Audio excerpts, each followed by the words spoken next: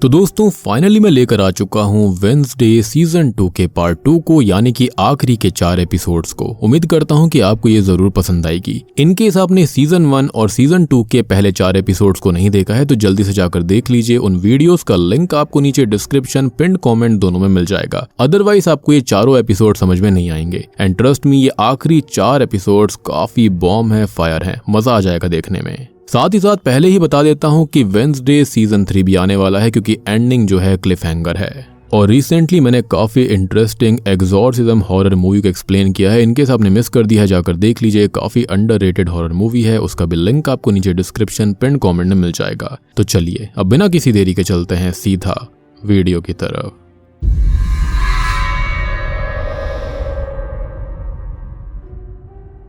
तो Wednesday season 2 part 2 यानी कि एपिसोड 5 की शुरुआत होती है वेंसडे को दिखाते हुए, यानी कि ठीक आखिरी एपिसोड की एंडिंग से ही, जहां पर टाइलर द हाइड ने विंडो से बाहर वेंसडे को फेंक दिया था और वो अधमरी सी हो गई। खैर फिलहाल वेंसडे हॉस्पिटल में होती है, वो ठीक हो रही होती है और होश आने पर अपने सामने प्रिंसिपल लैरिसा वीम्स को खड़ा पाती है। वो खुद को आफ्टर लाइफ जैसी जगह पर भी पाती है, लेकिन लैरिसा ये कहती है कि वेंसडे अभी मरी नहीं है, वो जिंदा है। लेकिन वो लैरिसा को क्यों देख पा रही थी? तो लैरिसा असल में उसकी नई स्पिरिट गाइड बन चुकी है, जैसे कि आखिरी सीजन में यानी कि सीजन 1 में गुडी हुआ करती थी। लेकिन वेंसडे को बचाने उसने अपनी स्पिरिट को खो दिया। तो अब इस सीजन के अंदर वेंसडे को principal Larissa Weems as a spirit guide मिल चुकी है। वेंसडे ये कहती है कि ये इम्पॉसिबल है, क्योंकि कोई रिलेटिव ही गाइड बनता है, जिस पर वो ये कहती है कि वो वेंसडे की काफी दूर की रिश्तेदारी है। वो आगे ये भी बताती है कि कोई भी वेंसडे का गाइड बनने के लिए तैयार ही नहीं था, लेकिन उसको ये मौका मिला और उसको ये मौका पाकर काफी अच्छा भी लग रहा है। जिसके साथ वेंसडे जाग जाती है, जिसको अब लैरिसा को झेलना पड़ेगा या फिर लैरिसा को वेंसडे को झेलना होगा। और ये सारी बातें तो आगे ही हमें देखने के लिए मिलेंगी। खैर अगले सीन में हम विलो हिल प्रिजन को देखते हैं, जहां पर एक प्रेस कॉन्फ्रेंस चल रही होती है, जिसमें जूडी, जी हाँ जूडी आखिरी एपिसोड में बच गई थी और वो भी प्रेस और पुलिस को बताती है कि कुछ दिन पहले विलो हिल में पावर मेल फंक्शन हुआ था और इसी वजह से 46 पेशेंट वहां से भाग गए, जिनमें से 43 तो मिल चुके हैं और उसे कहीं और शिफ्ट कर दिया गया है, क्योंकि विलो हिल अब कुछ टाइम के लिए बंद रहेगा। अब 3 पेशेंट जो अभी तक नहीं मिले हैं, उनमें से सबसे पहले हैं वेंसडे के अंकल फेस्टर एडम्स, दूसरा है टाइलर द हाइड और तीसरा है स्लर्प, यानी कि जो दिमाग खाता है। खैर टाउन की न्यू शेरिफ को भी हम देख पाते हैं, जिनका नाम है सैंटियागो, जो कि जूडी को ये बताती है कि वेंसडे को होश आ चुका है और सबका ये कहना है कि उसने ही विलो हिल में वो सब किया था, यानी कि अपने अंकल को भगाने के लिए। और जूडी इससे इनकार कर देती है, लाइक वो वेंसडे को क्यों ही बचाने लगी। और यहाँ पर हमको ये पता चलता है कि फेयरबर्न असल में उस हादसे में मारी गई थी, यानी कि डॉक्टर फेयरबर्न। खैर अब आगे हम एक व्यक्ति को, किसी इंसान को मारकर उसे बैरी करता हुआ देख पाते हैं, यानी कि दफन करते हुए, जिसको जूडी कॉल करती है। और असल में जो 43 पेशेंट मिले थे वो कौन थे? तो वो असल में लुइस के ही टेस्ट सब्जेक्ट हुआ करते थे और वो किसी को मिल गई तो दिक्कत हो सकती थी। तो जूडी के कहने पर ये जो किलर है वो सबको ढूंढकर मार रहा था और ठिकाने लगा रहा था। तो बेसिकली 43 जो लोग मिले हैं इनको मारा जा रहा था, या फिर ये भी कहा जा सकता है कि 43 को खाली पिन पॉइंट करा गया है, उनको खत्म करा गया है, लेकिन 3 अभी भी दूर थे। खैर अब बात होती है पेशेंट 1938 की, जो कि उसे अभी तक नहीं मिली है, जिस पर जूडी कहती है कि उसे कैसे भी करके वो पेशेंट चाहिए, क्योंकि किसी को भी लुइस के बारे में पता नहीं चलना चाहिए। खैर अब जूडी वेंसडे से मिलने जाती है और वेंसडे उससे ये कहती है कि वो लुइस के बारे में पुलिस को टिप दे देगी, लेकिन जूडी कहती है कि वहां अब पुलिस को कुछ भी नहीं मिलेगा, वो सब कुछ हटा चुकी है। जिस पर वेंसडे ये पूछती है कि पेशेंट 1938 है कौन और उसकी फेक ऑबिचुरी क्यों बनाई गई थी और उसका कोई भी रिकॉर्ड क्यों नहीं है, मतलब कि जूडी का कोई राज तो है जो कि खुला घूम रहा था। खैर वेंसडे यहाँ से निकल जाती है, जिसे टाइलर दिखाई देता है, जो कि उसे मरे हुए फ्लावर्स भेजकर धमकी देता है कि वो उसे और एनिट को खत्म कर देगा। अब वेंसडे उसे पकड़ने की कोशिश करती है, लेकिन मौका पाकर वो छुप जाता है। अब इसी बीच हम एजेक्स और बियांका को देखते हैं, जो कि बियांका की माँ को नेवरमोर के अंदर ही एक जगह छुपाकर रख रहे थे, क्योंकि बाहर पुलिस उनको ढूंढ रही है। और इसका रीजन आप ऑलरेडी जानते हो, लेकिन मैं आपको फिर भी रिमाइंड करवा देता हूँ। अब बियांका और उसकी माँ एक सायरन है। तो बियांका की माँ मॉर्निंग सॉन्ग नाम के एक कल्ट की मेंबर थी, जहां पर गिडियन यानी कि उसका हस्बैंड जो था वो कल्ट का लीडर हुआ करता और बियांका की माँ के सायरन सॉन्ग से लोगों को वश में कंट्रोल करके उनके पैसे ठग लिया करता। लेकिन फिलहाल ये स्कैंडल जो था वो सामने आ चुका था और गिडियन बियांका की माँ को ढूंढ रहा था और साथ ही साथ पहले सीजन में उसने ये भी कोशिश करी थी कि बियांका उसके लिए नई सायरन सिंगर बने, लेकिन बियांका उसके इरादे समझ गई थी और नेवरमोर आ गई। यही रीजन था कि वो अपने परिवार से मिलना नहीं चाहती थी। मीनवाइल वेंसडे अब नेवरमोर आती है जहाँ पर वो एनिड से मिलती है और उसको आगाह करने की कोशिश करती है और उसे अपने घर जाने के लिए बोलती है, लेकिन एनिड का ये कहना था कि वेंसडे उसको कमजोर समझती है और अब वो अकेले ही सब कुछ करना चाहती है, जो कि सही नहीं है। अब लैरिसा वीम्स जो होती है वो भी वेंसडे के पास आती रहती है जिसे कोई और नहीं देख सकता था और एनिड यहाँ पर यही सब बातें करती है कि हाइड वेंसडे की वजह से ही भागा है। अब आज नेवरमोर के अंदर डे ऑफ द डेड नाम का एक फेस्टिवल सेलिब्रेशन होने वाला था, जिसके अंदर ग्रेवयार्ड में जाकर कुछ एक्टिविटी करी जाती और डॉट यानी कि यहाँ का नया प्रिंसिपल उसकी ही तैयारी करवा रहा था। डॉट को देख लैरिसा कहती है कि वो उसे नहीं जानती और उसने उसका नाम दिया ही नहीं था एज अ सक्सेसर, और वेंसडे डॉट से पूछती है। अब डॉट को देख लैरिसा ये कहती है कि वो तो उसे जानती तक नहीं है और उसने उसका नाम एज अ सक्सेसर दिया ही नहीं था, और वेंसडे डॉट से ये पूछने लगती है कि आज वो लैरिसा वीम्स का सम्मान कैसे करेंगे। तो वो ये कहता है कि वो उसका कोई भी सम्मान नहीं करेगा और वो उसे पसंद नहीं करता था, वो चाहता है कि कोई भी उसे याद तक ना करे। खैर वेंसडे यहाँ पर डॉट से ये कहती है कि वो ये फेस्टिवल रोक दे क्योंकि हाइड शहर के अंदर है और वो हमला करेगा, लेकिन डॉट का ये कहना था कि उन्होंने ढेर सारे डोनर्स बुलाए हैं तो वो कैंसिल तो नहीं कर सकते। और रही बात हाइड की, तो यहाँ पर बहुत सारे ऐसे आउटकास्ट हैं जो कि उससे निपट सकते हैं। साथ ही साथ प्रोफेसर कैप्री एक हाइड से लड़ भी चुकी है तो उनको इस चीज का एक्सपीरियंस भी है। खैर इसी बीच हम वेंसडे के पिता गोमेस को देखते हैं जो कि पर्क्सले के पास आता है और पर्क्सले यहाँ पर परेशान है, जिसे अपने पेट स्लर्प की याद आ रही थी, उसकी फिक्र हो रही थी, लेकिन वो जानता नहीं है कि वो दिमाग खाता है और गोमेस उसको ये कहता है कि वो लोग मिलकर उसे ढूंढ लेंगे। अब तभी हम उस किलर को देखते हैं जो कि जंगलों में उन 3 पेशेंट्स को ढूंढ रहा था और उसको एक अंडरग्राउंड टनल मिलती है जहाँ पर हम टाइलर को छुपा हुआ देखते हैं, जैसे उसके पिता के विजन्स परेशान कर रहे थे और ये कह रहे होते हैं कि अब वो पूरा गलत हो चुका है, उसकी माँ उसे अब पसंद नहीं करेगी और उसने अपनी मास्टर को भी खत्म कर दिया और बिना मास्टर के हाइड अनस्टेबल रहता है। ये सब असल में टाइलर का ट्रॉमा था जो कि उसे हाइड बनने पर मजबूर कर रहा था और वो इससे बचने की कोशिश भी कर रहा होता है कि तभी वहां पर वो किलर आ जाता है और टाइलर अचानक से हाइड बनकर उसके ऊपर हमला कर देता है और किलर भी उसको शूट करने लगता है। तभी दूसरी ओर हमें वेंसडे को दिखाया जाता है जो कि कैप्री के पास जाती है और वो उसके बारे में रिसर्च कर चुकी थी। तो कैप्री का एक एक्स बॉयफ्रेंड एल्फी पेन असल में एक हाइड हुआ करता था जो कि एक दिन अचानक से ट्रांसफॉर्म होकर उसे मारने वाला था, लेकिन तभी स्वॉट टीम उसे मौके पर ही शूट कर देती है तो वो वहीं पर मारा जाता है। कैप्री कहती है कि उसे वेंसडे का ये सब करना पसंद नहीं आया, उसे उसके बारे में रिसर्च नहीं करनी चाहिए थी। हालांकि वो ये भी बताती है कि उसका एक्स एक आर्टिस्ट हुआ करता था जिसे उसकी मास्टर कंट्रोल करती थी और उस दिन वो मास्टर कैप्री को मारने का ऑर्डर दे देती है, लेकिन फुल मून वाली रात थी तो कैप्री बच गई और हाइड ने अपने मास्टर को मार दिया।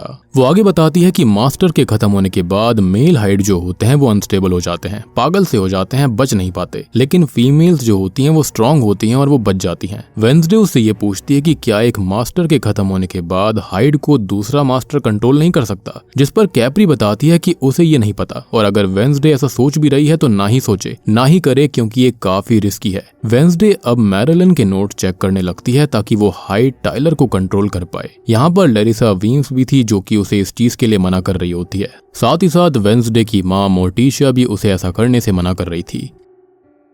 खैर इसी बीच हम स्लर्प को देख पाते हैं जो कि उस अंडरग्राउंड टनल के अंदर था और उस किलर का दिमाग खा रहा था। शायद से हाइड ने यानी कि टाइलर ने उसे मार दिया होगा। खैर उसे किलर के पास से पेशेंट 1938 की फोटो मिलती है जिसे वो बड़े गौर से देख रहा था, जैसे कि वो उसको पहचान पा रहा हो। अब तभी हम एनिड को देखते हैं जो कि प्लान करती है कि हाइड को वो और वेंसडे अकेले नहीं हरा सकते, तो उन्हें नाइट शेड्स की हेल्प लेनी होगी, तो वो सबको इकट्ठा करने लगती है। अब पर्क्सले और गोमेस स्लर्प को ढूंढ रहे थे जो कि उनको कहीं भी नहीं मिलते और वो पिलग्रिम वर्ल्ड जाने लगते हैं और वहीं पर हम स्लर्प को भी जाता देख पाते हैं। इसी बीच हम शेरिफ सैंटियागो को देखते हैं जो कि अपनी टीम इकट्ठा करती है और नेवरमोर के पास सेट कर देती है क्योंकि आज रात टाइलर वहां पर जरूर आ सकता था। तभी वेंसडे को दिखाया जाता है जो कि टाइलर को कंट्रोल करने का एक तरीका ढूंढ रही थी जो कि उसे आज ही करना होगा, नहीं तो आज की रात एनिड मारी जाएगी। और अब तक एग्नेस आकर उसे नाइट शेड्स की मीटिंग के बारे में बताती है।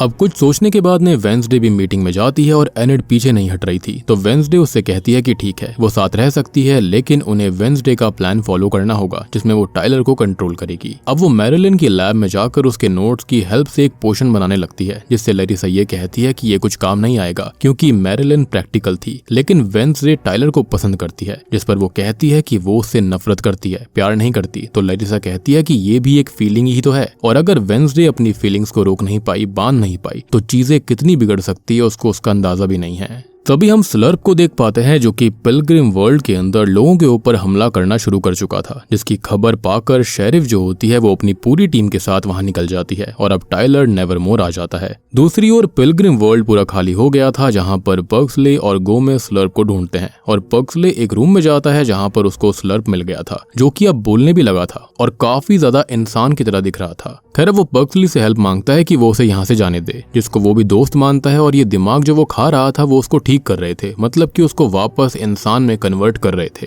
अब पग्सले उसे वहां से जाने देता है, लेकिन गोमेज ने उसे जाते हुए देख लिया था। मीनवाइल नेवरमोर के अंदर मोर्टिशा के पास में वही पेशेंट 1938 आती है, जो कि कोई और नहीं बल्कि वो थी फ्रांसवाज, जो कि असल में है टाइलर की माँ, जो कि कभी मरी ही नहीं थी और वो मोर्टिशा के साथ ही पढ़ी लिखी थी। तो अभी वो उससे टाइलर के लिए हेल्प मांगने आई थी। अब तभी हम एनेड और बाकी लोगों को देखते हैं, जो कि टाइलर को अपने पीछे लगाकर एक जगह लेकर आते हैं और यहाँ वेंसडे उसे पोशन से इंजेक्शन देकर उसकी मास्टर बनने ही वाली थी। लेकिन तभी दूसरी फीमेल हाइड यानी कि उसकी माँ फ्रांसवाज वहां पर आकर टाइलर को अपने साथ ले जाती है, जिसे यहाँ तक कोई और नहीं बल्कि मोर्टिशिया ही लेकर आई थी। अब मोर्टिशिया वेंसडे से कहती है कि फ्रांसवाज ने वादा किया है कि वो टाइलर को लेकर यहाँ से दूर चली जाएगी, तो उन्हें उनके बीच में नहीं आना चाहिए। लेकिन वेंसडे को हाइड पर यकीन नहीं था। अब रात को गोमेज मोर्टिशा से बात करता है और ये कहता है कि स्लर्प कोई और नहीं बल्कि असल में आइजैक है। और तभी हम आइजैक को देखते हैं, जो कि जूडी के घर जाता है और कहता है कि कहीं वो उसको भूली तो नहीं है ना। अब तभी दूसरी ओर हम फ्रांसवाज और टाइलर को साथ में देखते हैं और वेंसडे की बात हमको याद आती है कि क्या सच में फ्रांसवाज टाइलर को लेकर भाग जाएगी या फिर उसके इरादे कुछ और ही थे, कुछ काले इरादे या फिर उससे भी ज्यादा कुछ बुरा।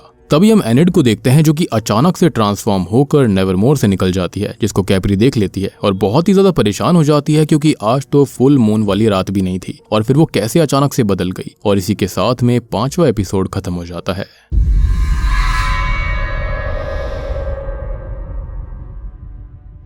तो छठा एपिसोड शुरू होता है बिल्कुल ही एक अपोजिट पर्सनैलिटी वाली वेंसडे को दिखाते हुए, जो कि हंस रही थी, नाच रही थी, कलरफुल कपड़े पहने हुए थे। और यहाँ पर वेंसडे ऐसी कैसे हो गई? तो कहानी अब जाती है 16 घंटे 36 मिनट पहले। एडम्स परिवार शेरिफ सैंटियागो से बात कर रही थी कि टाइलर को फ्रांसवाज लेकर गई है और अगर उन्होंने एडम्स पर केस बनाया तो आउटकास्ट को खतरे में छोड़ने पर उनके ऊपर भी सवाल उठाए जाएंगे। अब वेंसडे यहाँ से निकलकर लैरिसा वीम्स से बात करती है और वीम्स ये कहती है कि भविष्यवाणी अभी भी सेम है कि एनेड मारी जाएगी और उसकी जिम्मेदार वेंसडे होगी। अब वेंसडे अपनी विजन्स की पावर के बारे में पूछती है तो लैरिसा वीम्स ये बताती हैं कि एडम्स परिवार के अंदर ये शक्तियां यूनिटी पर ग्रो करती हैं और वेंसडे की शक्तियां गई हैं क्योंकि उसकी माँ के साथ संबंध अच्छे नहीं है, खराब हो चुके हैं। तो अगर उसको अपनी शक्तियां वापस चाहिए तो अपनी माँ के साथ उसे रिश्ते ठीक करने होंगे और इसके अलावा कोई और रास्ता उनके पास नहीं है। अब वेंसडे प्रोफेसर ऑर्लॉफ से मिलती है, जिनसे वो फ्रांसवाज के बारे में पूछती है। वो बताते हैं कि वो और उसका भाई आइजैक यहाँ पर पढ़ा करते, यानी कि आइजैक यानी कि जो स्लर्प था वो असल में फ्रांसवाज का ही भाई था। वो बताते हैं कि आइजैक एक ब्रिलियंट दा विंची था, मतलब कि एक आउटकास्ट जिसे दा विंची कहते हैं। अब आइजैक ने ढेर सारे आविष्कार किए, इन्वेंशंस किए और प्रोफेसर का लाइफ सपोर्ट सिस्टम तक बनाया था, जिसकी हेल्प से उनका सिर्फ सर बिना बॉडी के जिंदा है। वो आगे ये बताते हैं कि आइजैक ऑगस्टस का ही स्टूडेंट था, जिसके लिए उन्होंने एक सीक्रेट लैब भी बनवाई थी। लेकिन एक दिन लैब में एक्सप्लोजन हो गया था, जिसके बाद से आइजैक का कुछ भी पता नहीं चला। उसकी बॉडी कभी नहीं मिली थी और कुछ लोग कहते हैं कि उसे स्कल ट्री के नीचे बैरी करा गया था, जो कि उन्हें बस एक कहानी सी लगती है। लेकिन पिछले एपिसोड से, पिछले सीजन से हम देख चुके हैं ये कहानी नहीं थी, ये असलियत थी। एनीवेज वेंसडे पग्सले से मिलती है और इससे आइजैक के बारे में पूछती है तो वो उसे पेशेंट 1938 की फोटो दिखाता है, मतलब कि फ्रांसवाज की। तो वेंसडे समझ जाती है कि आइजैक फ्रांसवाज के पास जा रहा है। वो एग्नेस को आइजैक की पूरी जानकारी लगाने के लिए भेजती है और खुद फ्रांसवाज का पता लगाने लगती है। अब तभी हम फ्रांसवाज को ही देख पाते हैं, जो कि अभी अपने बेटे टाइलर के साथ थी। यहाँ पर वो टाइलर को बताती है कि अगस्टस ने सबसे उनकी मौत का झूठ बोला। खैर अब फ्रांसवाज ये कहती है कि वो टाइलर की मास्टर है, जिसको वो अभी बंद करके रख रही है। अब टाइलर उसके ऊपर चिल्लाने लगता है, लेकिन वो उसको थप्पड़ मार देती है और हम ये भी देख पाते हैं कि उसे कॉफ के अंदर ब्लड आ रहा था और ये वो टाइलर से छुपा कर रख रही होती है। खैर तभी हम एनेड को देखते हैं जिससे कैप्री बात करने आती है और ये कहती है कि एनेड बिना फुल मून के ट्रांसफॉर्म हुई थी, तो शायद से वो एक अल्फा हो सकती है, एक सुपर पावर वेयरवुल्फ। लेकिन एनेड इससे परेशान हो जाती है क्योंकि अल्फा अकेले रह जाते हैं। कैप्री एश्योर करती है कि वो दोनों मिलकर इसका कुछ रास्ता निकाल लेंगे और तब तक एनेड शांत रहे। यानी कि एनेड जितनी कमजोर दिखाई जा रही थी वो इतनी कमजोर नहीं थी, बल्कि वो तो यहाँ पर अल्फा निकल गई। अब तभी वेंसडे को दिखाया जाता है जो कि अपनी ग्रैंड माँ हेस्टर से हेल्प लेने जाती है, जो कि उसे रोजरलैंड रॉटवुड के बारे में बताती है, जो कि एक रेवन हुआ करती थी जिसकी साइकिक साइट पावर्स बहुत ही ताकतवर थी। और फिलहाल जहाँ पर अभी मोर्टिशा रहती है वो पहले वहीं पर रहा करती, और उनकी ग्रेव पर कुछ लिखा हुआ है जिनको रीड करने पर वेंसडे को टेम्परेरी साइकिक साइट मिल सकती है। अब वेंसडे को तो यही चाहिए था। वो अपने रूम में आकर ग्रेवयार्ड जाने की तैयारी करने लगती है और एनेड उससे बात करने आती है कि अगर वो टाइम से वापस नहीं आई तो उनका पूरा का पूरा डॉम जो है वो इस इवेंट से बैन हो जाएगा। अब वेंसडे जो होती है वो ग्रेवयार्ड आती है और रोजरलैंड रॉटवुड की ग्रेव को टच करके इनकैंटेशंस को रीड करने लगती है, लेकिन अब वो रॉटवुड की स्पिरिट से मिलती है। अब रॉटवुड उसको गाइड करती है और इटर्नल फ्लेम दिखाती है जिस पर हाथ रखकर वेंसडे विजन्स देख सकती है, लेकिन अगर कनेक्शन टूटा तो उसे कीमत चुकानी पड़ेगी। अब वेंसडे विजन्स देखना शुरू करती है, लेकिन एनेड उसे अचानक से लेने आ गई थी, उसको ट्रांस से बाहर निकालने आ गई थी क्योंकि डॉम चेक होने वाला था। तो कनेक्शन टूट जाता है और दोनों ही बेहोश हो जाती हैं।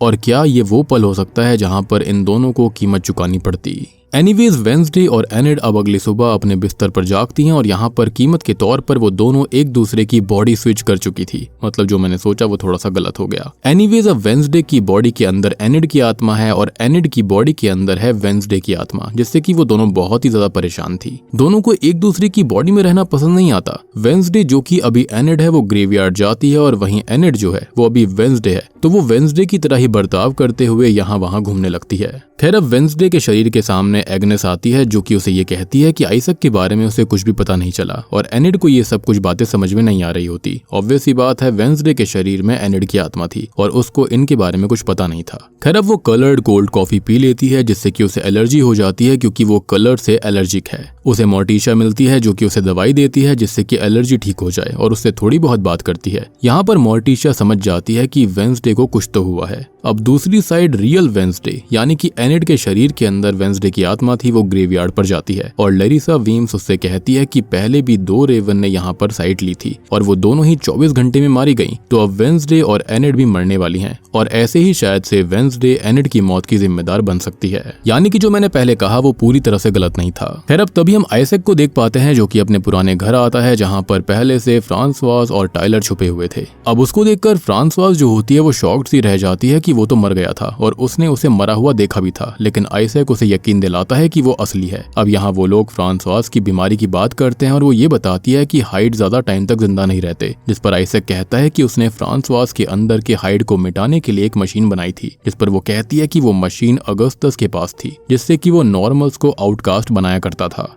खैर अब वो लोग प्लान करते हैं कि वो विलो हिल जाएंगे और वो अंदर जाने वाले थे जूडी के एक्सेस कार्ड से, लेकिन यहाँ पर आइजैक पहले ही उसे खत्म कर उसका दिमाग खा चुका था। अब अगले दिन हम रियल वेंसडे को देखते हैं जो कि जेलो प्ले कर रही होती है और कैप्री उससे बात करने आती है, जिससे वेंसडे को एनेड के अल्फा होने का सच पता चल जाता है। उसे यहाँ पर रोजरलैंड रॉटवुड के कॉटेज के बारे में पता चलता है जहाँ पर रोजरलैंड पढ़ाया करती थी और यहाँ अभी उसका ही परिवार रहता है और वो कॉटेज चली जाती है। यहाँ उसे रॉटवुड का सीक्रेट सियोंस रूम मिलता है जहाँ पर मोर्टिशा किताबें लिखा करती थी जो कि उसे पहले पता नहीं था। यहाँ उसे रोजरलैंड रॉटवुड की स्पिरिट मिलती है जिससे वो बॉडी कर्स खत्म करने का रास्ता पूछती है, तो वो ये बताती है कि उसे अपने शरीर में प्राण त्याग कर अपने असली शरीर में जाना होगा और वेंसडे के पास खाली सुबह तक का ही वक्त था, लेकिन इससे पहले उसे अपने अतीत में झांकना होगा जहां जहां वो गई थी। दूसरी ओर हम एनेड को देख पाते हैं जो कि वेंसडे की तरह बन ने उसकी नोवेल पढ़ती है और उसमें वेंसडे ने एनेड के लिए लिखा हुआ था कि वो कमजोर है और वेंसडे को उसे बचाना पड़ता है, जिसको पढ़ते ही वो गुस्सा हो जाती है और रंग बिरंगे कपड़े पहनकर नाचने गाने लगती है, सबके सामने जाती है और उसे कलर से एलर्जी भी थी। तो ये सब कुछ वहाँ के लोग और खुद वेंसडे देख लेते हैं और ये सब एनेड ने करा था उससे बदला लेने के लिए, अपना गुस्सा निकालने के लिए। और अब जाकर इस एपिसोड का शुरुआती सीन आपको समझ में आया होगा कि आखिर वेंसडे इतनी कलरफुल और एंजॉयफुल कैसे हो गई थी। अब वेंसडे एनिड के बॉयफ्रेंड के पास जाती है जो कि अपनी गर्लफ्रेंड से बात कर रहा था, मींस वो एनिड पे चीट कर रहा था, और वेंसडे उसे एज एनिड ब्रेकअप के लिए बोल देती है। अब यहाँ पर एग्नेस वेंसडे यानी कि असली एनिड के पास जाती है और कहती है कि वो वेंसडे जैसी नहीं लग रही है, कुछ तो भयानक हुआ है। अब तभी वेंसडे जिसके अंदर एनिड होती है वो ल्यूपिन केज में जाती है ताकि अगर वो ट्रांसफॉर्म भी हो तो वो किसी को हर्ट ना करे। तभी हम एग्नेस को देख पाते हैं जो कि वेंसडे से बात करने आई थी और बातों ही बातों में वो बहुत सारी बातें बता देती है। और यहाँ पर एग्नेस को नहीं पता था कि वेंसडे के शरीर के अंदर एनिड की आत्मा थी। तो एनिड ये बात जान जाती है कि उसकी मौत होने वाली है और ऐसा वेंसडे ने अपने विजन्स के अंदर देखा था, जिसको सुनकर एनिड बहुत परेशान हो जाती है। अब यहाँ एग्नेस जो होती है वो वेंसडे के सामने एनिड की बुराई करती है, जिसको सुनकर एनिड काफी गुस्सा हो गई थी और वो उसको बुरा भला भी सुना देती है। ऑब्वियस सी बात है, एग्नेस को थोड़ी पता था कि वेंसडे के अंदर एनिड की ही आत्मा है। अब तभी ये सारी बातें सुनकर वेंसडे के अंदर की एग्नेस जो होती है वो एक रूम के अंदर जाती है जहाँ पर कटे हुए आधे अधूरे बॉडी पार्ट्स की एक कम्युनिटी बनी हुई थी और यहाँ पर थिंग भी नया नया ज्वाइन हुआ था, यानी कि वो हाथ। तभी दूसरी ओर हम एनिड को देखते हैं जो कि वेंसडे के शरीर में थी और वो अपने एडम्स परिवार के डिनर पर जाती है जहाँ पर एक मरा हुआ जानवर तंदूर में पका हुआ था और ये लोग खा रहे थे। और ये परिवार कितना अजीब है ये तो हम पहले से ही जानते हैं। यहाँ मोर्टिशिया और वेंसडे मतलब कि एनिड बात करते हैं और मोर्टिशिया लेरिसा वीम्स की प्रेजेंस फील कर पा रही थी तो उसे सामने आने के लिए बोलती है। लेरिसा वीम्स बताती है कि वो वेंसडे की नई स्पिरिट गाइड है और ये भी बता देती है कि एनिड और वेंसडे की जो बॉडी है वो स्विच हो चुकी हैं, यानी कि यहाँ जो वेंसडे बैठी हुई है शरीर खाली वेंसडे का है लेकिन आत्मा एनिड की थी। अब असली वेंसडे अभी ल्यूपिन केज के अंदर है जहाँ पर वो सुबह तक रहने वाली है, लेकिन उनके पास तो सुबह तक का ही वक्त था। तो मोर्टिशिया एनिड को वेंसडे को वहां से बाहर लाने के लिए बोलती है, यानी कि उसके शरीर को। अब दूसरी ओर हम आइजैक को देखते हैं जो कि नेवरमोर में आकर प्रोफेसर ऑर्लोफ को मार के उनकी मशीन की पावर सोर्स ले लेता है और उनका भी दिमाग खा जाता है। उसे ये सब करते हुए एग्नेस देख लेती है और उसका पीछा करती है। तो वो टाइलर और फ्रांसवास के साथ विलो हिली जा रहा था और एग्नेस कार में छिप जाती है। तभी एनिड वेंसडे को ल्यूपिन केज से बाहर निकालती है और अब तक एग्नेस का कॉल आ गया था जो कि उन्हें टाइलर और उनके गैंग के बारे में बताती है और अपनी लाइव लोकेशन भेज देती है। वेंसडे कहती है कि वो लोग विलो हिल जा रहे हैं तो उनको भी वहां पर जाना होगा और टाइलर और सबको हराकर अपनी बॉडी स्विच करनी होगी, नहीं तो सुबह होने तक वो मारे जाएंगे। मीनवाइल टाइलर, फ्रांसवास और आइजैक लोइस प्रोग्राम में आते हैं जहां पर आइजैक अपनी मशीन को ऑन करता है जिससे बॉडी से आउटकास्ट एबिलिटीज निकल सकती थीं और अभी फिलहाल वो अपनी बहन फ्रांसवास के अंदर के हाइड को उससे निकालने वाला था। वो फ्रांसवास को मशीन पे रखता है और खुद मशीन ऑपरेट करने लगता है। वहीं टाइलर को एग्नेस की स्मेल मिल जाती है जिसे पकड़कर वो रूम में कैद कर देता है जिसे आइजैक बाद में खाने वाला था। खैर अब तक वहां वेंसडे और एनिड दोनों ही आ गए थे जो कि पहले एग्नेस को आजाद करते हैं और टाइलर उन पर हमला करता है। तो वेंसडे जो कि एनिड की बॉडी में है ट्रांसफॉर्म होकर वेयरवुल्फ बन जाती है और उसको दूर फेंक देती है। अब यहाँ टाइलर जो होता है वो अपनी माँ फ्रांसवास को ट्रांसफॉर्म होने से मना कर देता है और एग्नेस मशीन को ओवरचार्ज कर देती है जिससे कि आइजैक फ्रांसवास को निकाल लेता है और मशीन ब्लास्ट हो जाती है। तभी एग्नेस, वेंसडे और एनिड नेवरमोर के पास आ गए थे और वेंसडे फिर से इंसानी फॉर्म में आ जाती है जो कि एग्नेस को नेवरमोर भेज देती है और खुद एनिड के साथ रॉटवुड की ग्रेव पर जाती है। यहाँ पर उन्हें एक दूसरे के राज खोलने थे तो एनिड ये कहती है कि वेंसडे अपनी माँ से दूर रहती है क्योंकि उसको ये लगता है कि माँ उसे कभी नहीं समझ पाएगी और वेंसडे की गलती पर उसे छोड़ देंगी और भूल जाएंगी, लेकिन ऐसा बिल्कुल नहीं है। वेंसडे भी कहती है कि एनिड का प्यार, अपनापन उसकी ताकत है और वो उसे कभी अकेले नहीं होने देगी। अब दोनों की ही बॉडी फिर से स्विच हो जाती है और दोनों अपने अपने शरीर में आ गई थी। वेंसडे लेरिसा वीम्स को देखती है और एनिड को अभी डॉम भेजकर लेरिसा से बात करती है। खैर अब लेरिसा वीम्स जो होती हैं वो वेंसडे को विजन वर्ल्ड में लेकर जाती हैं जहां पर ये सब करने की वजह से चीजें बदल चुकी थी। वो ये बताती हैं कि एनिड की मौत की भविष्यवाणी अब टल चुकी है, लेकिन सामने एक और ग्रेव दिखाई जाती है जिस पर नेम वाला पार्ट तो टूटा हुआ था लेकिन सरनेम वाले पार्ट पर एडम्स लिखा हुआ था, मतलब कि अब एडम्स परिवार में से ही कोई मरने वाला था। और इसी खतरनाक भविष्यवाणी के साथ में छठा एपिसोड भी यहीं पर खत्म हो जाता है।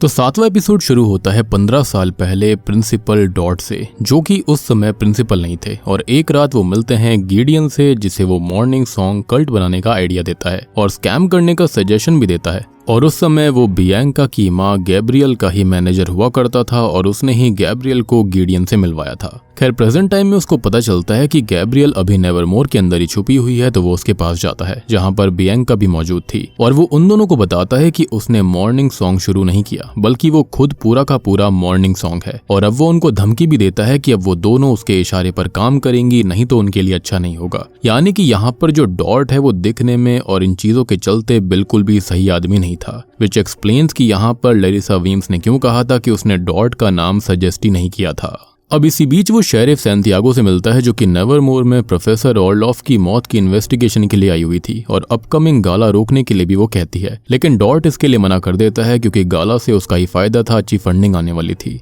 अब तभी हम वेंसडे और एनिड को देखते हैं जो कि भविष्यवाणी के बारे में बात कर रही थी कि कैसे एडम्स परिवार में कौन खत्म होने वाला है ये पता चल जाए और उसको बचाया जा सके। यहीं एग्नेस वेंसडे को एक पूरा रिकॉर्ड दिखाती है जिसके अकॉर्डिंग आइजैक असल में गोमेस का ही रूममेट हुआ करता था। वो गोमेस से बात करती है जो कि ये बताते हैं कि वो और आइजैक बहुत अच्छे दोस्त हुआ करते थे और आइजैक अपनी ही बहन फ्रांसवास को ठीक करना चाहता था, विच एक्सप्लेन्स कि गोमेस ने क्यों कहा था कि वो आइजैक है और वो उसको तुरंत ही पहचान गया था। लेकिन हुआ ये कि ऑगस्टस उसके इन्वेंशन के लिए उसे इस्तेमाल करते रहे ताकि वो आउटकास्ट को पूरी तरह से समझ पाएं। अब यहाँ वेंसडे मोर्टिशा को बता देती है कि फ्रांसवाज अभी शहर के अंदर ही है, मतलब कि उसने मोर्टिशा से जो वादा किया था वो उसने तोड़ दिया। वो आगे उनकी किताब की बात करती है जो कि ये बताती है कि उन्होंने बचपन में लिखना शुरू किया था, लेकिन उस वक्त मदर बहुत ही ज्यादा हंसी थी, तो अब उसे अपनी किताब किसी को दिखाने में शर्म आती है और वेंसडे उसे राजी रखे।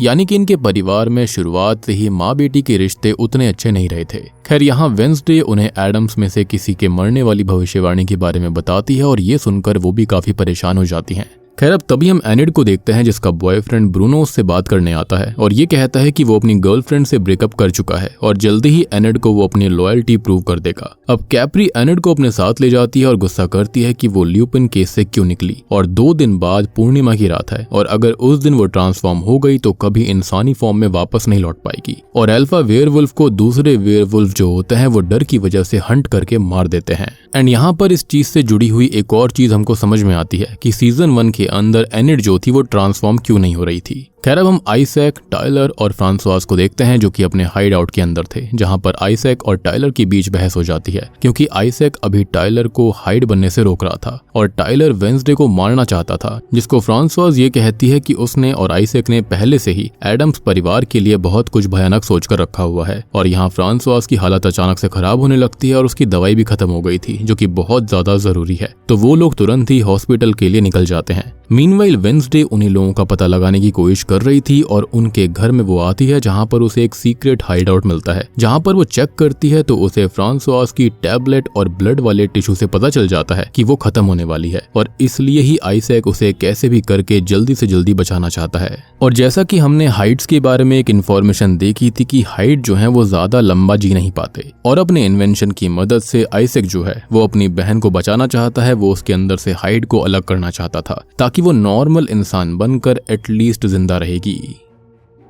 खैर अब तभी वेंसडे को एक मौत भी वहां मिलता है जिसे वो यूजीन के पास ले जाती है जो कि ये बताता है कि ये डेड्स पर फीड करते हैं और उनका होस्ट अभी आइजैक ही है जिसे वो कैसे भी करके ढूंढ लेंगे क्योंकि अब वो अंडे देने वाले हैं। अब वेंसडे मॉथ्स को आजाद कर देती है ताकि वो आइजैक तक पहुंच जाए और खुद हेस्टर से मिलती है जो कि उसे आज गाला में डॉट को रिजेक्ट करने की बात बताती है। खैर इसी बीच एजेक्स बियांका से बात करता है कि उसकी माँ कहाँ पर है और वो उसे सच नहीं बता सकती थी, तो ये कहती है कि वो भाग गई। उसे अब तक डॉट बुला लेता है और यहाँ पर वो हेस्टर को प्रेजेंटेशन दे रहा था कि वो नेवरमोर को स्कूल ऑफ मॉर्चुअरी साइंस बना देगा और वो सब कुछ हेस्टर के नाम से रखवा देगा, लेकिन वो उसे मना करने ही आई थी तो वो इसके लिए मना कर देती है। लेकिन बियांका अपने सायरन सॉन्ग से उसे वश में करके ये कहती है कि आज गाला में वो अपनी सारी दौलत नेवरमोर के नाम कर देगी। अब तभी हम आइजैक, टाइलर और फ्रांसवास को देखते हैं जो कि एक एनिमल क्लिनिक में आते हैं दवाई लेने के लिए और डॉक्टर को मार कर अंदर चले जाते हैं। यहाँ पर आइजैक बताता है कि विलो हिल में फ्रांसवास को पिल मिलती थी और इसलिए वो स्टेबल रही, लेकिन जब वो टाइलर को बचाने हाइड बनी तो उसकी हालत पहले जैसी बिगड़ने लगी और उसे अभी हाइड ब्लड ट्रांसफ्यूजन करना होगा, तो टाइलर उसे अपना ब्लड देने लगता है।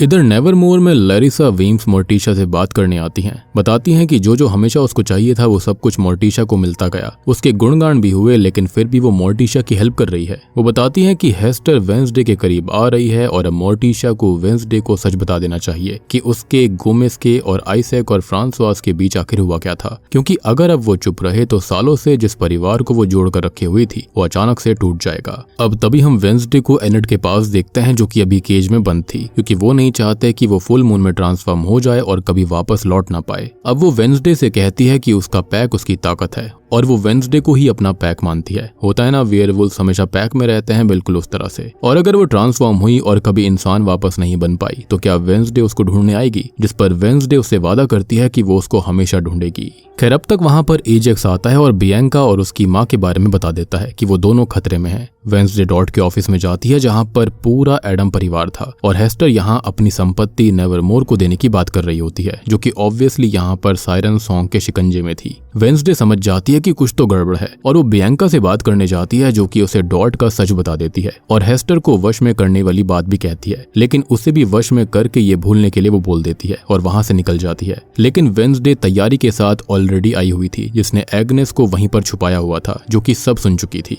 और वो वेंसडे को वापस से सारा सच बता देती है। यानी कि वेंसडे यहाँ पर मोस्टली सबसे एक कदम आगे रहा करती थी। अब यहाँ पर हम एग्नेस को देखते हैं जिसने वेंसडे के जैसे ही कपड़े पहने हुए थे ताकि वो उसके और करीब आ सके, लेकिन इस बात पर गुस्सा होकर वेंसडे उल्टा उसे बुरा भला सुना देती है। तभी हम टाइलर, आइजैक और फ्रांसवास को देखते हैं जो कि अपनी तैयारी करके एडम से पूरा बदला लेने निकल जाते हैं। वहीं दूसरी ओर डॉट बियांका को गिडियन से मिलवाता है। अब डॉट ये कहता है कि बस आज की रात और उसके बाद हेस्टर की सारी दौलत उसके पास आ जाएगी और वो यहाँ से चला जाएगा। अब गिडियन ये कहता है कि बस हुआ और अब वो आगे डॉट का साथ नहीं देगा और पैसे लेकर निकल जाएगा। और इस पर चिढ़कर डॉट ये कहता है कि आज वो अपने असली रूप में दुनिया के सामने आएगा और शुरुआत करता है गिडियन से ही, जिसे वो अपनी शक्तियां मतलब की फ्लेम्स को कंट्रोल करके जलाकर राख कर देता है। यानी कि यहाँ पर हमको एक और नया टाइप का आउटकास्ट देखने के लिए मिल गया था। खैर अब रात होते ही गाला शुरू हो जाता है और एडम्स परिवार वहां पर आता है। बाहर एनेड ब्रूनो से मिलती है जिसकी गर्लफ्रेंड भी वहां पर आई हुई थी, तो एनेड उससे ब्रेकअप करके यहाँ से निकल जाती है। अब वो एक हॉल के अंदर बैठी हुई थी जहां पर एग्नेस भी थी जो कि दुखी थी कि वेंसडे उसे एक्सेप्ट नहीं कर रही और एनेड सलाह देती है कि वो अपनी खुद की पहचान के साथ जिए, ना कि वेंसडे की परछाई बनकर। खैर अब आगे एग्नेस एनेड के डांस के बारे में पूछती है तो वो ये बताती है कि उसका कोई पार्टनर नहीं है, जिस पर एग्नेस कहती है कि वो उसकी पार्टनर बन जाएगी और उसने चुप चुप कर कुछ उसके डांस स्टेप्स भी देख लिए थे। दूसरी ओर हम वेंसडे को देखते हैं जो कि बियांका से कहती है कि वो सब जानती है और उसकी माँ कहाँ पर है वो उसको बता दे, जिन्हें वो डॉट से बचा लेगी। बियांका उसको बता देती है कि वो डॉट के घर पर ही है और वेंसडे एजेक्स को वहां भेजकर उनको आजाद करवा लेती है। अब वो एनेड और एग्नेस से मिलती है जिन्हें वो अपना प्लान बताती है और अगले सीन में एनेड अपना डांस प्रोग्राम शुरू करती है जिसमें उसका साथ एग्नेस दे रही थी। डांस के बाद बियांका स्टेज पर डॉट को बुलाती है और अभी डॉट के पास उसका प्रोटेक्शन नहीं था, तो वो उसे अपने सायरन सॉन्ग से वश में करके उसके ही मुंह से सारा सच उगलवा लेती है। वो उसे होस्टेज कर लेता है, लेकिन अब तक एजेक्स अपनी पावर से उसे पत्थर बना देता है और उसके ऊपर झूमर गिर पड़ता है जिससे कि वो वहीं पर टूट कर मारा जाता है और झूमर पर आग भी उसने ही लगाई थी, इसलिए वो झूमर गिर गया था। मतलब कि हमेशा से ये कहावत थी कि गड्ढा करोगे तो खुद ही उसमें गिर सकते हो। यहाँ पर तो झूमर वाली बात भी आ चुकी है। अब वेंसडे हेस्टर से बात करने आती है कि वो उनके पास तो रहने आएगी, लेकिन बदले में उन्हें काम करना पड़ेगा। उनको वेंसडे के पिता गोमेस के नाम पर कुछ रकम करनी पड़ेगी जो कि जाएगी डोनेशन में, यानी कि नेवरमोर के अंदर, जिस पर वो खुशी खुशी मान जाती हैं। और यहाँ पर ना असल में सीन ये था कि गोमेस के नाम पर इसलिए ही यहाँ डोनेशन करवाना चाहती थी वेंसडे, क्योंकि यहाँ पर उनके बीच में कुछ हुआ था जिसके चलते जो यहाँ हेस्टर होती है ना, वो गोमेस को काफी ज्यादा अजीब समझा करती थी। बेसिकली गोमेस ने अपनी शक्तियां खो दी थी, जिसके चलते हेस्टर उससे ठीक से बात नहीं करती। तो अपने पिता की ऐसी चीज देखकर उसने हेस्टर से ये करवाया ताकि गोमेस के नाम कुछ इज्जत बन सके। एनीवेज तब तक यूजीन यहाँ आ जाता है। अब यूजीन आपको याद होगा ये ऐसा बंदा है जो कि बीस को और इंसेक्ट्स को कंट्रोल कर सकता था और मौत को भी इसने ही कंट्रोल किया। वो ये बताता है कि मौत वापस आ गई है और आइजैक नेवरमोर ग्रेवयार्ड के अंदर है। यहाँ सभी ये गौर करते हैं कि पक्सले अचानक से गायब हो चुका है, जिससे सब परेशान थे और उसे हम ग्रेवयार्ड के अंदर अकेला बैठा देखते हैं। अब अचानक से स्लर्प यानी कि आइजैक उसके पास आता है और उसको तुरंत ही किडनैप करके अपने साथ ले जाता है, जो कि काफी शॉकिंग चीज थी। अब वेंसडे थोड़ी देर बाद वहां पर आ पाती है जिसे पक्सली नहीं मिलता, जिससे वो बहुत ही ज्यादा परेशान हो जाती है क्योंकि शायद अब पक्सली ही मरने वाला था और शायद से ये सब कुछ उसकी वजह से ही था। और इसी के साथ में 7वां एपिसोड यहीं पर खत्म हो जाता है।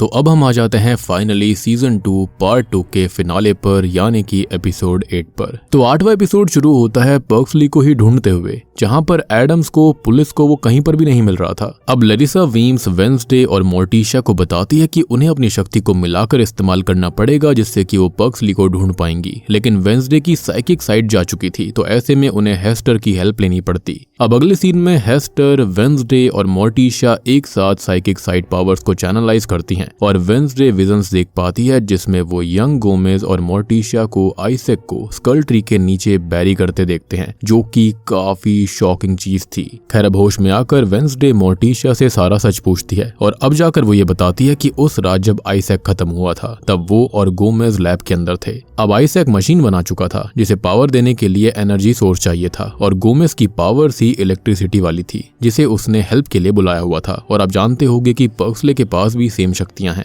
लेकिन उसका प्लान थोड़ा सा अलग था। फ्रांसवाज को ठीक करने ज्यादा पावर्स इस्तेमाल होनी थी, तो वो गोमेज की सारी पावर खींचना चाहता था जिससे कि गोमेज मरने वाला था, लेकिन समय रहते मोर्टिशा वहां पर पहुंच गई जिसने की मशीन को तोड़ दिया और धमाके में आइसेक मारा गया। जैसी सेम चीज एग्नेस ने करी थी, उसने पावर बहुत ज्यादा बढ़ा दी थी जिसके चलते वो मशीन खराब हो गई। अब गोमेज तो इससे बच गया था, लेकिन इससे हुआ ये कि उसकी शक्तियां हमेशा के लिए चली गई, विच एक्सप्लेन्स कि यहाँ पर हेस्टर उससे हमेशा क्यों चिढ़ती थी।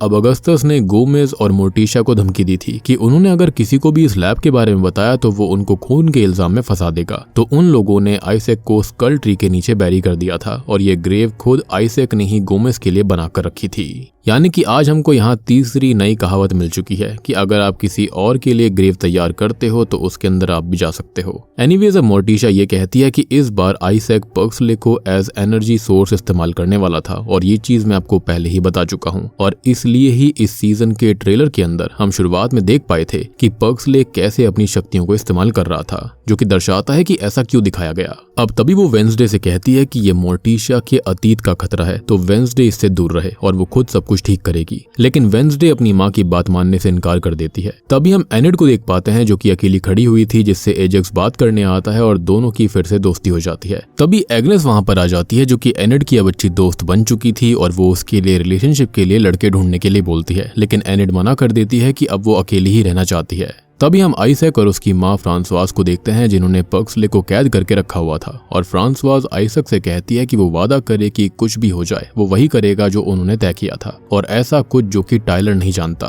खैर अब तक टाइलर वापस आ चुका था जो कि पुलिस के लिए नकली टिप छोड़ने गया था और पुलिस कहीं और पर्क्सले को ढूंढने निकल जाती है। आइसेक वेंसडे के नाम एक संदेश भेजता है और इसी बीच हम वेंसडे, एग्नेस और एनिड को देखते हैं, जहाँ पर अब एग्नेस अपने घर चली जाती है जिसे लेने उसके पिता आए हुए थे क्योंकि हॉलीडे शुरू हो चुके हैं और उसके पिता उसकी माँ से अलग रहते हैं और उसकी माँ दूसरी शादी और बच्चा भी कर चुकी है। एनिड भी अपनी केज में चली जाती है और वेंसडे को मैसेज मिलता है कि उसे आज रात उसे स्कल ट्री आना होगा। खैर अब वो स्कल ट्री की तरफ चली जाती है और थिंग को एक पेड़ के ऊपर बो और एरो के साथ छोड़ देती है ताकि वो आइसेक को शूट कर दे। लेकिन होता यह है कि आइसेक इस शॉट से बच जाता है और टाइलर थिंग को पकड़ लेता है। अब आइसेक कहता है कि फाइनली वो पूरा हो जाएगा क्योंकि उस रात मोर्टिशा और गोमेज ने उसे पूरा खत्म नहीं किया था, बल्कि मोर्टिशा के मशीन चलाते हुए उसका हाथ काट दिया था जो कि सीधा हाथ था जिसे पावर सर्ज की वजह से जान मिल गई थी, और वो हाथ कुछ और नहीं बल्कि थिंग ही है। यानी कि आइसेक का असली नाम है आइसेक नाइट और नाइट को ही तोड़ जोड़ कर बनाया गया है थिंग।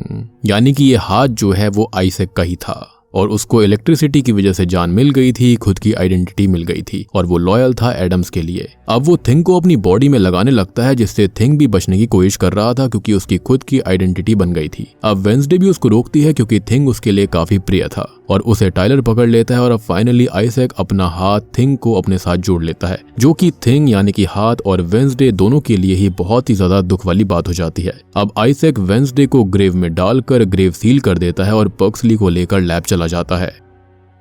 अब आगे हम एग्नेस को देख पाते हैं जो कि अचानक से विजिबल हो जाती है, जो कि पूरे समय वेंसडे के साथ ही थी उसको बचाने के लिए, मतलब कि वो अपने घर गई नहीं थी। और आपको याद नहीं होगा शायद से एग्नेस के पास में गायब होने वाली शक्ति थी यानी कि इनविजिबिलिटी। खैर अब वो जल्दी से भागकर एनिड के पास जाती है और उसको हेल्प के लिए साथ लाती है। यहाँ पर वो लोग ग्रेव डिग करने लगती हैं लेकिन इसमें बहुत ही ज्यादा टाइम जाता, तो अचानक से एनिड ट्रांसफॉर्म हो जाती है, जिसे एग्नेस कहती भी है कि आज पूर्णिमा की रात है और अगर वो बदली तो इंसान में कभी वापस नहीं लौट पाएगी। लेकिन वेंसडे को बचाने बहाने एनिड ट्रांसफॉर्म होकर ग्रेव को जल्दी से डिग कर देती है। खैर अब वेंसडे ग्रेवयार्ड से बाहर आकर अपनी दोस्त एनिड को देखती है जो कि ट्रांसफॉर्म हो गई थी। उसको काफी दुख होता है और एनिड अचानक से भाग जाती है, जिसके पीछे वो एग्नेस को भेजती है। खैर अब तक मोर्टिशिया और गोमेज वहां पर आ चुके थे, जिन्हें वो लैब ले जाती है और रास्ते में थिंग के बारे में बात करती है कि उन्होंने उसे सच क्यों नहीं बताया। तो वो कहते हैं कि थिंग को कुछ भी याद नहीं था और सच जानकर उसको भी दुख होता और उसके अंदर आइजैक की सारी अच्छाई थी जिसे वो खत्म होने से रोकने उसको छुपाते रहे। और मैंने आपको कहा भी था कि थिंग के अंदर अपनी खुद की एक पर्सनैलिटी थी। मीनवाइल लैब के अंदर आइजैक मशीन को तैयार करता है और टाइलर को मशीन में लाता है और अब फ्रांसवाज रिवील करती है कि उसकी जिंदगी पूरी हो चुकी है लेकिन टाइलर की बाकी है, तो वो उसके अंदर से हाइड को निकाल देंगे। लेकिन टाइलर खुद तो ऐसा चाहता ही नहीं था। खैर अब तक मशीन शुरू हो जाती है और वेंसडे विद मोर्टिशिया वहां पर आ जाती है। और आपको मैंने कहा भी था कि यहाँ पर आइजैक और फ्रांसवाज के बीच में बात हुई थी जो कि टाइलर को नहीं पता थी, और वो बात यही थी, यानी कि वो टाइलर के अंदर से हाइड को खत्म करना चाहते थे। कहीं ना कहीं फ्रांसवाज जानती थी कि हाइड होना कितना बेकार था और यहाँ पर टाइलर खुद को कंट्रोल नहीं कर पाता और जिंदा भी नहीं रह पाता, जिसके चलते वो खाली अपने बच्चे को बचाना चाहती थी। अब वो मशीन के ऊपर बंधे हुए टाइलर के पास जाती है जिससे वो ये कहता है कि वो उसे मार दे, लेकिन वो उसे नहीं मारती बल्कि आजाद कर देती है। अब टाइलर जो होता है वो ट्रांसफॉर्म होकर आइजैक को नीचे फेंक देता है और फ्रांसवाज पर भी हमला कर देता है जो कि हाइड में ट्रांसफॉर्म हो जाती है। अब मौका पाकर वेंसडे और मोर्टिशिया पर्क्सली को पावर चेन से आजाद करने लगती है। अब तक गोमेज भी वहां पर आ गया था और आइजैक मशीन बचाने की कोशिश कर रहा था, जिसके पास वेंसडे थिंग को लेने जाती है, लेकिन अब तक पूरी मशीन ही ओवरलोड होकर एक बहुत ही हैवी ब्लास्ट कर देती है। उधर टाइलर और फ्रांसवाज हाइड जो थे वो लैब से बाहर निकल गए थे और टावर के ऊपर जा पहुंचते हैं, लेकिन यहाँ पर धमाके के चलते फ्रांसवाज फिसल कर नीचे गिर जाती है और रैक पर लटक जाती है, जिसको टाइलर काफी बचाने की कोशिश करता है, लेकिन वो खुद ही रैक छोड़ देती है और नीचे गिरकर मारी जाती है। अब यहाँ लैब के अंदर धमाके के बाद सबसे पहले पर्क्सली को होश आता है जो कि सबको जगाता है। लकीली सब बच गए थे, मतलब की भविष्यवाणी फिर से अधूरी रह गई। खैर अब तक आइजैक वेंसडे को पकड़ लेता है और मरने ही वाला था, लेकिन सभी लोग थिंग को बुलाते हैं क्योंकि वो उनकी फैमिली का हिस्सा है और आइजैक से ज्यादा उनका हो चुका था। मैंने आपको कहा भी था कि उसकी खुद की पर्सनैलिटी थी और थिंग अपने सेंसेस में आकर आइजैक को ही पीटने लगता है और उसकी छाती से उसका मैकेनिकल हार्ट निकाल देता है, जिससे कि आइजैक की वहीं मौत हो जाती है। और मौत भी क्या कहेंगे, अगर वो हार्ट वापस गया तो वो फिर से जिंदा हो सकता था दिमाग खाकर। और यहाँ पर मुझे प्लांट्स वर्सेस ज़ॉम्बीज वाले जो ज़ॉम्बीज है वो याद आते हैं जो कि ब्रेन्स खाया करते। फाइनली अब थिंग जो होता है वो आइजैक के शरीर से अलग हो जाता है और अपनी असली एडम्स फैमिली के पास आ जाता है, यानी कि आइजैक की अच्छी पर्सनैलिटी जो कि थिंग के रूप में थी वो एडम्स परिवार के पास आ जाती है, जिसको सब हद से ज्यादा चाहते थे। अब अगली सुबह सब अपना अपना सामान पैक कर रहे होते हैं और वेंसडे थिंग से बात करती है कि उसको सब कुछ पता चल गया, तो अब वो किसके साथ रहना चाहेगा, अपने अतीत के साथ या फिर प्रेजेंट और भविष्य के साथ। तो वो भविष्य को ही चूज करता है, यानी कि एडम्स परिवार को। एग्नेस अब आकर वेंसडे को बताती है कि एनिड एक सीसीटीवी में कैद हुई है जो कि कैनेडियन बॉर्डर्स की साइड नॉर्थ में बढ़ रही है, लेकिन पता नहीं क्यों। वेंसडे कहती है कि कैप्री उनकी कोई हेल्प कर सकती है, लेकिन एग्नेस बताती है कि वो भी यहाँ से जा चुकी है। और आपको ये बात थोड़ी सी फिशी नहीं लगी? सोचकर देखो कि कैप्री को इस बारे में पता था कि यहाँ पर जो एनिड है वो एक वेयरवुल्फ है, वो भी अल्फा वेयरवुल्फ, जिसके बाद अचानक से वो भी गायब है। साथ ही साथ एनिड जो है वो यहाँ पर नॉर्थ साइड में बढ़ रही थी। तभी हम टाइलर को देख पाते हैं जो कि अपने पेरेंट्स की ग्रेव के पास था, जिसके पास कैप्री आती है और उससे कहती है कि वो उसे साथ ले जाना चाहती है अपने हाइड्स ग्रुप के पास में, जहां पर उसको एक परिवार मिल जाएगा। जिस पर वो ये कहता है कि वो ऐसा क्यों करेगी, उसकी मदद क्यों करेगी, क्योंकि वो तो एक वेयरवुल्फ है। तो वो बताती है कि उसके पिता असल में एक हाइड ही थे और यही रीजन था कि वो इन सब चीजों के बारे में काफी जानती थी, यानी कि वेयरवुल्फ के बारे में भी और हाइड्स के बारे में भी। और कहीं ऐसा तो नहीं है कि यहाँ एनिड जो है वो भी शायद कैप्री की बात सुनकर ही कहीं ना कहीं जा रही होगी जहाँ पर वेयरवुल्फ पैक्स होंगे। खैर अब आगे हम पर्क्सले को देख पाते हैं जिससे यूजीन बात कर रहा होता है और वो दोनों अच्छे दोस्त बन चुके थे। यूजीन पर्क्सले को उसके घर भी इन्वाइट करता है। अब हम मोर्टिशिया को देखते हैं जो कि वेंसडे से बात करती है और उसे अपनी बहन ओफिलिया की जर्नल देते हुए ये कहती है कि अब वेंसडे से कोई भी राज नहीं छुपाया जाएगा। अब लैरिसा वीन्स जो होती है वो मोर्टिशिया और वेंसडे से ये कहती है कि अब सब कुछ ठीक हो चुका है और वो अपने बॉन्ड्स को स्ट्रॉन्ग रखें और वेंसडे की भी साइकिक साइड जल्दी ही वापस आ जाएगी, तो अब उसका कोई काम नहीं है, वो वापस जा रही है। गोमेज वेंसडे को गाड़ी में सामान रखने के लिए कहता है और वो उनके साथ घर जाने से मना कर देती है और अंकल फेस्टर और थिंग के साथ एनिड को ढूंढने नॉर्थ की ओर निकल जाती है, क्योंकि यहाँ पर वेंसडे के एडवेंचर्स अभी खत्म नहीं हुए थे। अब तभी हम देखते हैं कि वेंसडे आंट ओफिलिया की जर्नल को पढ़ रही थी और तभी अचानक से वो एक बेसमेंट वाले डोर को देखती है और अचानक उसको एक विजन आता है, यानी कि उसकी साइकिक पावर वापस आ गई थी, जिसके अंदर वो ओफिलिया को ही देखती है, जिसके बाद में हमें हेस्टर को दिखाया जाता है जो कि अपने घर के सीक्रेट बेसमेंट के सीक्रेट चेंबर में जाती है, जहां पर उन्होंने अपनी खुद की बेटी ओफिलिया को रखा हुआ था, वो भी कैद करके, मतलब कि वो अभी तक जिंदा थी। और ये बात मुझे नहीं पता कि मोर्टिशा को इस बारे में पता है या फिर नहीं, लेकिन यहाँ पर जो ओफिलिया होती है वो दीवार पर लिख रही होती है कि वेंसडे को मरना होगा, और यही सेम विजन यहाँ पर देखा था वेंसडे ने। अब वेंसडे को हम कहते सुन पाते हैं कि वो एनिड को कैसे भी करके वापस लाएगी, क्योंकि उसने उससे वादा किया था, लेकिन उसको बस ये नहीं पता कि सामना अब उसकी दोस्त से होगा या फिर एक खतरनाक अल्फा वेयरवुल्फ बीस्ट से। और तभी फाइनल सीन के अंदर हम अकेली भटक रही एनिड को जंगलों में देख पाते हैं। आसमान में भी अभी वही लीडर रेवन बर्ड उड़ रही होती है, जो कि अचानक से हमारे सामने आकर निकल जाती है। Damn, this raven bird again. और बूम, इसी के साथ में वेंसडे सीजन 2 पार्ट 2 यहीं पर खत्म हो जाता है, यानी कि फाइनली वेंसडे का पूरा सीजन 2 यहीं पर खत्म हो गया था। तो दोस्तों ये थी वेंसडे सीजन 2 के आखिरी 4 एपिसोड्स की कहानी, यानी कि सीजन 2 पार्ट 2 की कहानी। और जो अंत आपने देखा उसके बाद तो हम जान ही चुके हैं कि सीजन 3 भी जरूर आएगा, क्योंकि सीजन 2 भी काफी अच्छा गया है, एटलीस्ट पॉपुलैरिटी तो काफी बढ़िया गई है।